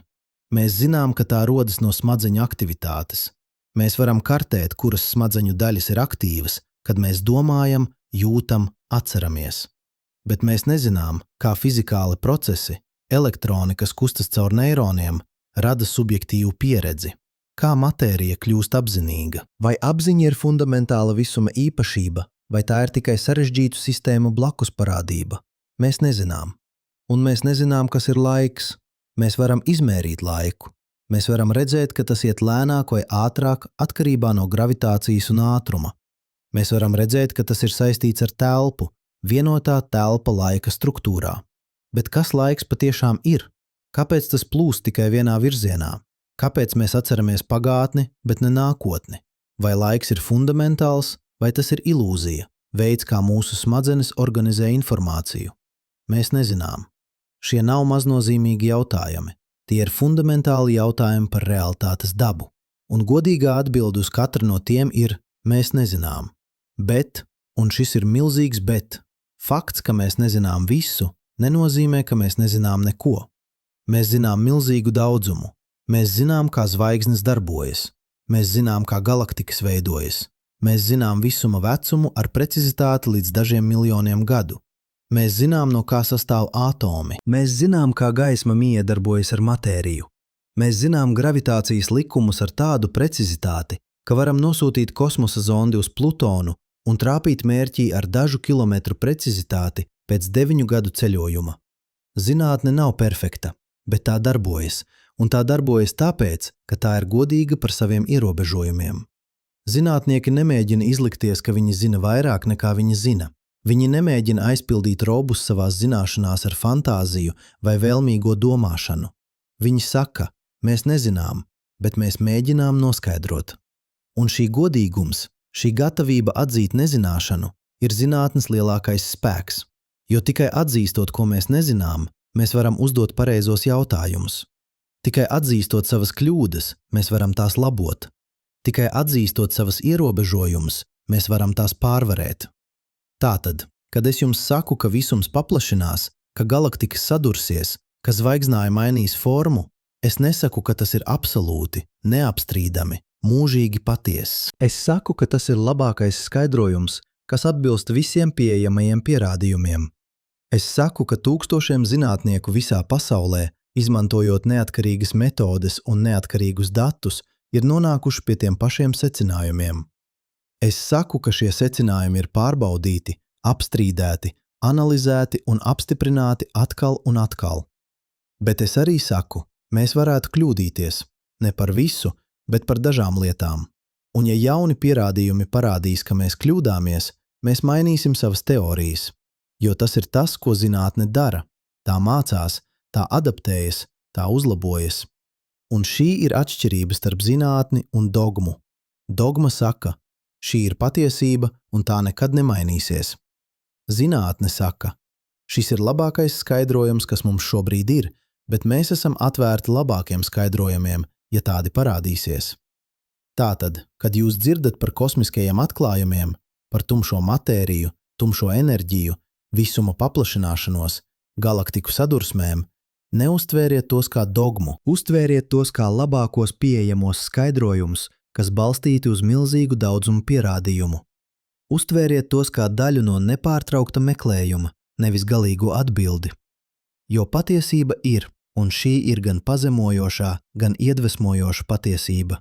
Mēs esam tikai sākumā. Mēs esam tikko sākuši saprast visumu.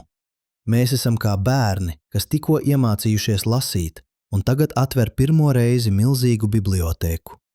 Mēs varam lasīt dažas lapuses, mēs varam saprast dažus vārdus, bet lielākā daļa grāmatu joprojām ir slēgtas, lielākā daļa stāstu joprojām ir nestāstīti. Un tas ir brīnišķīgi, jo tas nozīmē, ka ir vēl tik daudz ko atklāt, tik daudz jautājumu, uz kuriem jāatbild, tik daudz noslēpumu, kas jāatrisina. Iedomājieties, ko mēs zinām tagad, salīdzinot ar to, ko mēs zinājām pirms 100 gadiem. Pirms 100 gadiem mēs domājām, ka piena ceļš ir viss visums.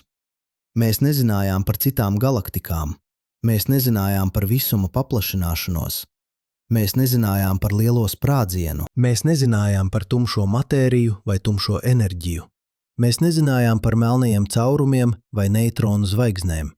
Mēs nezinājām par eksoplanētām vai kosmisko mikroviļņu fonu. Viss tas, visa šī neticamā zināšanu bagātība ir iegūta tikai pēdējo 100 gadu laikā, viena cilvēka dzīves ilgums. Un ja mēs esam iemācījušies tik daudz tik īsā laikā, iedomājieties, ko mēs varētu iemācīties nākamo 100 gadu laikā, vai nākamo 1000 gadu, vai nākamo 1 000 000 gadu, ja cilvēce izdzīvos tik ilgi. Varbūt mēs atklāsim, kas ir tumšā matērija un tumšā enerģija. Varbūt mēs sapratīsim, kā sākās visums un kā tas beigsies. Varbūt mēs atradīsim dzīvību citur visumā, vai pat inteliģentu dzīvību. Varbūt mēs sapratīsim apziņu un laiku. Varbūt mēs atklāsim jaunus fizikas likumus, jaunas dimensijas, jaunus veidus, kā realitāte darbojas. Vai arī varbūt mēs atklāsim, ka daži jautājumi ir fundamentāli neatbildami. Varbūt ir robežas tam, ko var zināt. Ne tāpēc, ka mēs neesam pietiekami gudri, bet tāpēc, ka pati realitātes daba uzliek ierobežojumus zināšanām. Varbūt daži jautājumi ir ārpus zinātnes robežām, ne tāpēc, ka zinātne ir vāja, bet tāpēc, ka šie jautājumi nav par fizikālo pasauli, bet par kaut ko dziļāku. Bet pat ja ir robežas tam, ko mēs varam zināt, mēs vēl neesam sasnieguši šīs robežas. Mēs neesam pat tuvu. Ir vēl tik daudz ko atklāt, tik daudz ko saprast, tik daudz ko iemācīties. Un tas atgriež mūs pie sākotnējā jautājuma. Kāpēc, ja viss kustās ar 800 000 km/h, debesis izskatās nekustīgas? Tagad mēs zinām atbildi. Vairākas atbildes patiesībā. Pirmkārt, laika mērogs. Kosmiskie procesi notiek laika mērogos, kas ir miljoniem vai miljardiem reižu garāki par cilvēka dzīvi. Mēs redzam tikai vienu kadru no bezgalīgas filmas. Otrkārt, attālums. Pat neticami ātras kustības rada tikai mikroskopiskas izmaiņas leņķiskajā pozīcijā, kad objekti ir gaismas gadus attālumā. Treškārt, relatīvums. Nav absolūtas atskaites sistēmas. Viss kustās attiecībā pret kaut ko citu. Un tagad nav universāls jēdziens, tas ir atkarīgs no novērotāja. Ceturtkārt, gaismas ātrums. Mēs redzam ne to, kas notiek tagad, bet to, kas notika pagātnē. Jo tālāk mēs skatāmies, jo dziļāk pagātnē mēs redzam. 5. Kosmiskā paplašināšanās. Telpa pati paplašinās, nesot galaktikas līdzi. Un šī paplašināšanās ir tik lēna vietējā mērogā, ka tā ir nepamanāma. Bet ir vēl viena atbilde, dziļāka atbilde. Un tā ir šī. Debesis izskatās nekustīgas, jo mēs esam ieslodzīti savā uztveres režīmā. Mēs esam evolucionējuši, lai izdzīvotu uz zemes virsmas, kur lietas mainās sekundžu, minūšu, stundu, dienu laikā. Mūsu smadzenes ir veidotas, lai uztvertu izmaiņas šajā laika mērogā. Mēs nevaram tieši uztvert procesus, kas notiek mikrosekundēs vai miljonu gadu laikā. Tie ir ārpus mūsu uztveres loga, bet mēs varam tos saprast. Mēs varam izmantot rīkus, teleskopus, detektorus, datorus, lai paplašinātu savu uztveri.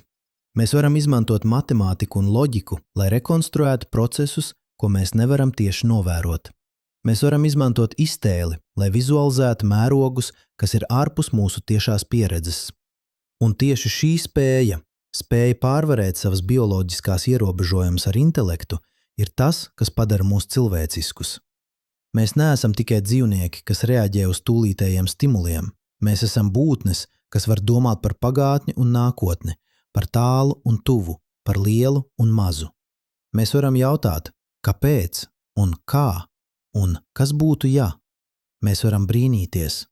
Un brīnīšanās, šī spēja skatīties uz pasauli ar atvērtām acīm un atvērtu prātu, uzdot jautājumus un meklēt atbildes, ir vērtīgākā lieta, kas mums ir. Tā ir tas, kas ir virzījis visu cilvēku progresu. Tā ir tas, kas ir ļāvis mums saprast visumu. Tātad turpiniet brīnīties, turpiniet jautāt, turpiniet meklēt. Jo katrs jautājums, uz kuru mēs atbildam, atklāja 10 jaunus jautājumus. Katrs noslēpums, ko mēs atrisinām, atklāja 10 jaunus noslēpumus. Katrs atklājums atver durvis uz jaunām iespējām. Un varbūt, tikai varbūt, nākamais lielais atklājums izdarīs jūs. Varbūt jūs būsiet tas, kas atbildēs uz vienu no lieliem jautājumiem. Varbūt jūs būsiet tas, kas atklās kaut ko, ko neviens nav redzējis iepriekš. Varbūt jūs būsiet tas, kas mainīs mūsu izpratni par visumu. Vai arī varbūt nē. Varbūt jūs vienkārši dzīvosiet savu dzīvi, skatīsieties uz zvaigznēm dažreiz un brīnīsieties. Un tas arī ir labi. Jo brīnīšanās pati par sevi ir vērtīga. Tā ir tas, kas padara dzīvi bagātu. Tā ir tas, kas mūs savieno ar kaut ko lielāku par mums pašiem. Kad jūs šovakar skatīsieties uz naksnīgo debesis, un es ceru, ka jūs to darīsiet, atcerieties visu, ko mēs esam apsprieduši. Atcerieties, ka zvaigznes, kas šķiet nekustīgas, patiesībā traucas cauri telpai ar neticamiem ātrumiem. Atcerieties, ka galaktikas, kas šķiet mūžīgas, patiesībā saduras un apvienojas miljardiem gadu laikā. Atcerieties, ka pati telpa paplašinās, nesot galaktikas arvien tālāk vienu no otras. Atcerieties, ka jūs redzat ne tagadni, bet pagātni, gaismu, kas ir ceļojusi gadiem, gadsimtiem, tūkstošgadiem, lai sasniegtu jūsu acis. Atcerieties, ka jūs esat veidots no zvaigžņu putekļiem, no ātomiem, kas radīti zvaigznēs, kas eksplodēja pirms miljardiem gadu. Atcerieties, ka jūs esat visuma daļa, kas ir kļuvusi pietiekami sarežģīta, lai apzinātos sevi. Un atcerieties, ka, lai gan mēs zinām daudz, mēs nezinām visu. Ir vēl tik daudz noslēpumu, tik daudz jautājumu, tik daudz brīnumu. Debesis nav nekustīgas. Tās nekad nav bijušas. Tās ir dzīves, dinamiskas, mainīgas, milzīga kosmiskā deja, kas ir ilgusi miljardiem gadu un turpināsies vēl miljardiem gadu. Mēs vienkārši redzam vienu mirkli no šīs dejas, vienu kadru no bezgalīgas filmas. Bet šis viens mirklis ir pietiekams, jo šajā mirklī mēs esam šeit. Mēs esam dzīvi, mēs esam apzinīgi, mēs varam domāt, mēs varam jautāt. Mēs varam saprast. Un tas, šī spēja saprast visumu, pat būdami ieslodzīti laikā un telpā, ir patiesi brīnišķīgi. Tas ir brīnums, kas ir tikpat liels kā jebkas, ko mēs varam novērot teleskopā. Tas ir brīnums, kas ir tikpat noslēpumains kā tumšā matērija vai tumšā enerģija. Tas ir brīnums, kas ir tikpat cienīgs brīnīties kā jebkas visumā. Jūs esat šis brīnums. Jūs esat veids, kā visums izzina pats sevi. Jūs esat veids, kā zvaigžņu putekļi kļūst apzinīgs. Jūs esat veids, kā laiks un telpa kļūst par domām un jūtām un jautājumiem. Un tas ir pietiekami. Tas ir vairāk nekā pietiekami. Tas ir viss. Bet ir vēl kaut kas, ko mēs neesam apsprieduši. Kaut kas, kas ir vēl dziļāks nekā jebkurš no jautājumiem, ko esmu uzdevis. Un tas ir jautājums par pašu jautājumu uzdošanu. Kāpēc mēs jautājam? Kāpēc mums ir svarīgi, vai debesis kustas vai stāv uz vietas? Kāpēc mēs vēlamies saprast visumu? Neviens cits dzīvnieks uz šīs planētas neuzdod šādus jautājumus. Neviens cits dzīvnieks neskatās uz zvaigznēm un nebrīnās par to, kas tās ir. Neviens cits dzīvnieks nemēģina izmērīt attālumus līdz galaktikām vai aprēķināt visuma vecumu. Kāpēc mēs? Varbūt atbilde slēpjas tajā pašā paradoksā, ko esam pētījuši visu šo laiku. Mēs esam ieslodzīti laikā. Dzīvojam 70, 80 gadus no visuma, kas pastāvēs triljonus gadu. Mēs esam ieslodzīti telpā. Dzīvojam uz mazas planētas vienā no 2 triljoniem galaktiku. Mēs esam ieslodzīti uztveres režīmā. Redzot tikai šauru elektromagnētiskā spektra joslu, dzirdot tikai noteiktas frekvences, sajūtot tikai noteiktas temperatūras. Un tomēr mēs zinām par šiem ierobežojumiem. Mēs zinām, ka esam ieslodzīti. Un šī zināšana, šī apziņa par mūsu ierobežojumiem ir tieši tas, kas mūs atbrīvo. Filosofs Martins Haidegers 20. gadsimtā rakstīja par cilvēka eksistences īpašo dabu. Viņš teica, ka cilvēki ir vienīgās būtnes, kas ne tikai pastāv, bet arī zina, ka pastāv. Mēs ne tikai dzīvojam, mēs apzināmies, ka dzīvojam. Mēs ne tikai esam, mēs zinām, ka esam. Un šī pašapziņa maina visu, jo zinot, ka mēs esam ieslodzīti laikā, mēs varam mēģināt izlausties. Ne fiziski, tas ir neiespējami, bet konceptuāli. Mēs varam domāt par laiku pirms mūsu dzimšanas un pēc mūsu nāves. Mēs varam iedomāties procesus, kas notiek tūkstošiem, miljoniem, miljardiem gadu laikā. Mēs varam izveidot mentālas kartes, kas aptver visu visumu vēsturi no lielā sprādziena līdz siltuma nāvei. Un darot to, mēs pārvēršam savu ierobežojumu, mūsu īso dzīves ilgumu, par priekšrocību. Jo tieši tāpēc, ka mēs zinām, ka mūsu laiks ir ierobežots, mēs vērtējam to. Mēs izmantojam to.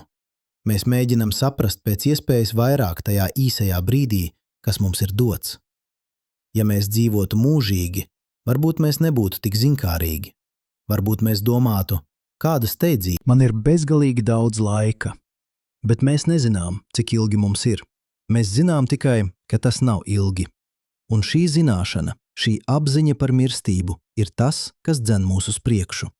Astronoms Karls Sāgans reiz teica kaut ko dziļi skaistu. Viņš teica, mēs esam veids, kā kosmos izzina pats sevi. Bet mēs varam iet vēl tālāk. Mēs esam veids, kā visums kļūst apzinīgs par savu pagātni un nākotni. Mēs esam veids, kā laiks, šis noslēpumainais, neizprotamais plūdums, kļūst par stāstu. Jo tas ir tas, ko mēs darām, kad mēs pētām visumu. Mēs neveidojam tikai faktu sarakstus. Mēs stāstām stāstu. Stāstu par to, kā visums sākās kā neticami karsts, blīvs punkts. Kā tas paplašinājās un atdzisa. Kā veidojās pirmie ātomi, pirmās zvaigznes, pirmās galaktikas. Kā zvaigznes dzima un mira, radot jaunus elementus. Kā veidojās planētas. Kā uz vismaz vienas no tām, šīs mazās zilās planētas, kas riņķo ap vidēji dzeltena zvaigzni, radās dzīvība. Kā šī dzīvība evolucionēja, kļuva sarežģītāka, attīstīja apziņu. Kā šī apziņa sāka uzdot jautājumus, kā tā sāka meklēt atbildes. Šis ir visuma stāsts, un mēs esam daļa no šī stāsta. Mēs neesam tikai novērotāji, mēs esam dalībnieki. Mēs esam veids, kā stāsts stāsta pats sevi.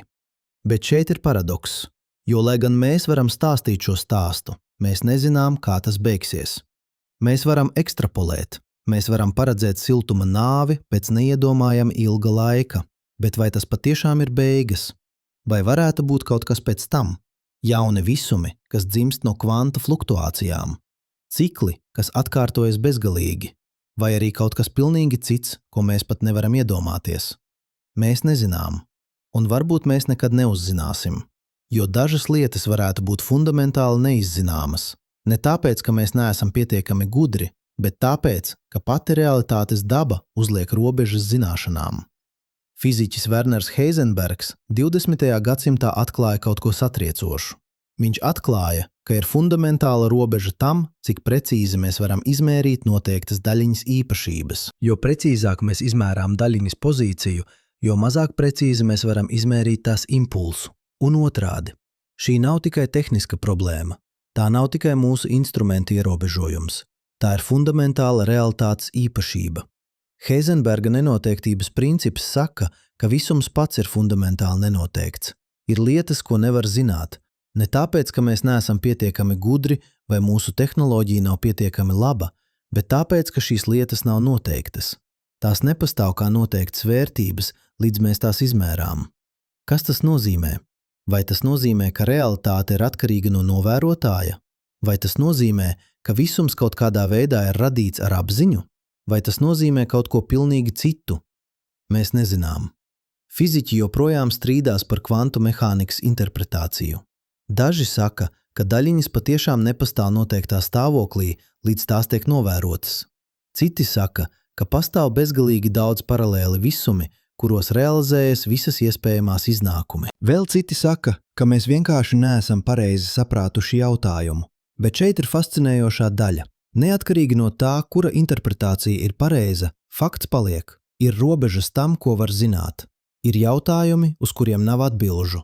Ne tāpēc, ka mēs vēl neesam tos atrisinājuši, bet tāpēc, ka tie varētu būt fundamentāli neatbildami. Un tas atgriež mūs pie laika, jo laiks, šis noslēpumainais, neizprotamais plūdums, varētu būt viena no šīm fundamentāli noslēpumainām lietām. Mēs zinām, ka laiks ir relatīvs. Mēs zinām, ka tas iet lēnāk vai ātrāk atkarībā no gravitācijas un ātruma. Mēs zinām, ka tagad nav absolūts jēdziens, bet mēs nezinām, kas laiks patiešām ir. Vai tas ir fundamentāla visuma īpašība? Vai tas ir ilūzija? Veids, kā mūsu smadzenes organizē informāciju? Vai tas ir kaut kas starp tiem? Filozofs Immanuels Kants 18. gadsimtā ierosināja, ka laiks un telpa nav lietas, kas pastāv ārpus mums. Tās ir veidi, kā mūsu prāts strukturē pieredzi. Mēs nevaram piedzīvot pasauli bez laika un telpas, jo laiks un telpa ir mūsu pieredzes struktūra. Tās ir kā brilles, caur kurām mēs redzam realitāti. Un mēs nevaram noņemt šīs brilles, lai redzētu, kā realitāte patiešām izskatās. Vai Kants bija taisnība? Varbūt, varbūt nē. Bet viņa ideja norāda uz kaut ko dziļu. Varbūt daži jautājumi ir ārpus zinātnes robežām. Ne tāpēc, ka zinātne ir vāja, bet tāpēc, ka šie jautājumi ir par pašu pieredzes struktūru. Jūs nevarat izmantot pieredzi, lai pētītu pieredzes pamatus. Tāpat kā jūs nevarat izmantot lineālu, lai izmērītu pašu telpu. Bet, un šis ir svarīgs bet, fakts, ka daži jautājumi varētu būt neatbildami, nenozīmē, ka mums nevajadzētu tos uzdot. Gluži otrādi. Tieši šie dziļākie, grūtākie, varbūt neatbildamie jautājumi ir tie, kas padara mūs cilvēciskus. Jo mēs neesam tikai problēmu risināšanas mašīnas. Mēs neesam tikai datu apstrādes ierīces. Mēs esam būtnes, kas var brīnīties, kas var jautāt, kāpēc, pat tad, kad nav atbildes. Kas var skatīties uz naksnīgo debesi un just kaut ko? Ehrfurcht, kā teica vācieši. Bijību, cieņu, brīnīšanos. Un šī brīnīšanās, šī spēja just savu mazumu un vienlaikus savu saistību ar kaut ko milzīgu, ir vērtīgākā lieta, kas mums ir. Tā ir tas, kas mūs atšķir no mašīnām. Tā ir tas, kas mūs padara par vairāk nekā tikai sarežģītām ķīmiskām reakcijām. Kad jūs skatāties uz zvaigznēm un jūtat šo brīnīšanos, jūs piedzīvojat kaut ko, ko nevar reducēt uz neironiem un neirotransmiteriem. Jūs piedzīvojat kaut ko, kas ir tikpat reāls kā jebkas, ko var izmērīt ar instrumentiem. Jūs piedzīvojat nozīmi, un nozīme, šī subjektīvā, neizmērāmā personīgā pieredze ir tikpat svarīga kā objektīvie fakti, jo bez nozīmes fakti ir tikai dati. Bez nozīmes visums ir tikai milzīga kolekcija no atomiem, kas kustas pēc fizikas likumiem, bet ar nozīmi visums kļūst par stāstu, par piedzīvojumu, par kaut ko, kas ir vērts saprast. Un šeit mēs nonākam pie patiesi dziļas patiesības. Jautājums, kāpēc debesis izskatās nekustīgas, nav tikai zinātnisks jautājums. Tas ir arī filozofisks jautājums. Tas ir jautājums par uztveri, par laiku, par mūsu vietu visumā. Tas ir jautājums par to, ko nozīmē būt cilvēkam, būtnei, kas ir ieslodzīta laikā un telpā, bet kas var domāt ārpus šiem ierobežojumiem. Un atbildi uz šo jautājumu, visas atbildes, ko esam atklājuši, atklāja kaut ko skaistu. Tās atklāja, ka mēs esam vienlaikus neticami mazi un neticami lieli. Mazi, jo mēs dzīvojam tikai īsu mirkli no visuma vēstures uz mazas planētas vienā no miljardiem galaktiku. Lieli, jo mēs varam saprast šo visumu, varam kartēt tā vēsturi, varam paredzēt tā nākotni. Mēs esam vienlaikus ieslodzīti un brīvi. Ieslodzīti, jo mēs nevaram izbēgt no laika, no telpas, no mūsu bioloģiskajiem ierobežojumiem. Brīvi, jo mēs varam domāt, jautāt, saprast, brīnīties. Mēs esam vienlaikus niecīgi un nozīmīgi. Niecīgi, jo visumam nav nekādas nozīmes, vai mēs pastāvam vai nē. Galaktikas turpinās kusties. Zvaigznes turpinās dzimst un mirt. Visums turpinās paplašināties. Nozīmīgi, jo mēs esam vienīgie, kas zina par to. Mēs esam vienīgie, kas var stāstīt šo stāstu. Mēs esam vienīgie, kas var piešķirt tam nozīmi. Un varbūt, tikai varbūt, kas ir pietiekami. Varbūt fakts, ka mēs esam šeit, ka mēs varam domāt, ka mēs varam brīnīties, ir pietiekami nozīmīgs. Varbūt mums nav nepieciešams, lai visumam būtu mērķis vai plāns. Varbūt pietiek ar to, ka mēs esam daļa no tā, ka mēs esam veids, kā visums piedzīvo pats sevi. Atcerieties, kā mēs sākām. Ar vienkāršu novērojumu. Debesis izskatās nekustīgas. Zvaigznes šķiet fiksētas. Zvaigznāji šķiet mūžīgi. Un tomēr viss kustās ar neticamiem ātrumiem. Tagad, pēc šī ceļojuma cauri laikam un telpai, cauri zinātnei un filozofijai, mēs saprotam, kāpēc. Mēs saprotam, ka nekustīgums ir ilūzija. Ilūzija, kas rodas no mūsu ierobežotās perspektīvas. Mēs redzam tikai vienu mirkli no bezgalīgas kosmiskās dejas. Bet mēs arī saprotam, ka šī ilūzija ir skaista, jo tā mums dod stabilitāti, tā mums dod atskaites punktus, tā mums ļauj orientēties. Ja debesis mainītos katru nakti, ja zvaigznāji pārveidotos katru nedēļu, mēs būtu pazuduši. Mēs nevarētu navigēt, mēs nevarētu veidot kartes, mēs nevarētu saprast. Tātad nekustīgās debesis, šī ilūzija, kas rodas no mūsu īsā dzīves ilguma un milzīgajiem kosmiskajiem attālumiem, ir tieši tas, kas mums vajadzīgs. Tās ir pietiekami stabilas, lai mēs varētu tās izmantot. Bet zinot, ka tās nav patiešām nekustīgas, mēs varam redzēt dziļāk. Mēs varam redzēt dinamiku zem šķietamās stabilitātes. Mēs varam redzēt laiku, kas plūst cauri telpai. Un tas atgriež mūs pie tā, kur mēs sākām, pie jūsu acīm, skatoties uz naksnīgo debesis.